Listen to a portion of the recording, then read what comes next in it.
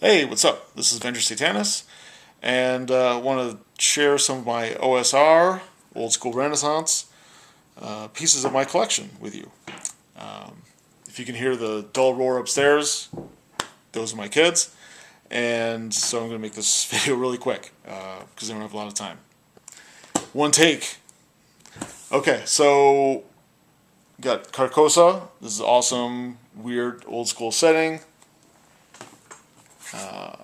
Astonishing Swordsmen and Sorcerers of Hyperborea, 2nd edition. I just got this a little while ago at GameholeCon. Lamentations of the Flame Princess. That's a cool OSR rule set. And to go along with that, this adventure, which I've run once or twice to good effect. Kuei Long by Kenneth Haidt. That was very cool, very atmospheric. Speaking of atmosphere, you got Hubris, A World of Visceral Adventure. Now, all of these can be used with your 5th edition game, which is why, I'm mentioning them. I think my 2-year-old is rolling dice upstairs, if you can hear that. Wizards, Mutants, Laser Pistols is a collection of zines, old school zines, that are very cool. A cool mega dungeon in pieces that I've run a couple times. And I have actually a couple pieces of this, of my own writing in here, which is kind of nice. Encounter Critical, this is cool, very inspirational. I've run this a number of times. This isn't really derivative of old school Dungeons and Dragons mechanics, however. This is the kind of old school Renaissance that has a lot of vintage flavor, and kind of an old school vibe. But yeah, it's influenced myself in creating things like Crimson Dragon Slayer, especially. It's just weird, gonzo, funny. Stonehell Dungeon. This is cool. I've never actually run this, but I love it. Love reading through it. It's very inspirational. Dungeon Crawl Classics is another good OSR rule set. Here's an adventure, Frozen in Time. I've run that a couple times. From my own humble demonic scribblings of Eldritch lore, Liberation of the Demon Slayer. That's the first one. The stuff that I'm showing you that I've written, these are some of the most popular titles. Alpha Blue, so that's sleazy science fiction, space opera. And the Islands of Purple Haunted Putrescence. So this is a good campaign setting. I even have in here, or I think I have it on the drive-through RPG blurb, that it's perfect flavoring for your 5th edition game. I don't know if anyone uses it for that, or if people just stick with the mainstays of OSR systems, like Swords and Wizardry and Dungeon Crawl Classics and Labyrinth Lord. But it can easily be ported into your 5th edition world with the minimum of hassle and conversion.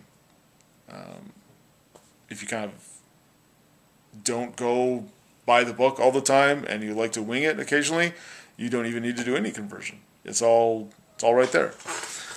I've mentioned this a number of times. How to game master like a fucking boss. So this will help you if you're game mastering a fantasy campaign a lot. And it will help you a moderate amount if you're running something else, like horror or science fiction or superheroes or Old West or what have you. But I consider it fairly essential if you're running any kind of fantasy, especially science fantasy, weird fantasy, eldritch fantasy, or dark fantasy. More dice rolling. Yeah, that's the stuff right there. How to game master like a fucking boss. Not only does it have great artwork and lots of just information and wisdom and what have you, but in the back, there are all kinds. Here's an actual language that I created, kind of like an evil, could be demonic, could be wizardly language, but there are also so many random tables. It's ridiculous, and those are the kind of random tables that you can use in every game. So when I run anything, fantasy or science fantasy or anything in that genre, I always bring this book with me because you never know when you just need a little extra something, or you just want to throw something new at people, or you just want to change things up a little bit, or you're on the spot and you just kind of run out of ideas and you're like, I just need to come up with, what is this cult all about? Or what color is that glowing magic sword? And it's just fun. Sometimes it's just fun to roll on random tables and just see what happens, and roll the punches. And that's kind of what old school is all about. So there you have it. There's also my Dungeon Crawl Classics book and Swords and Wizardry upside down. So yeah, check those out. And if you're a 5th edition gamer, definitely seek out the OSR and get into some of that awesome content that rivals, or in some cases is far superior to whatever Wizards of the Coast or the DM's Guild or whatever is putting out there. Okay, Venger out.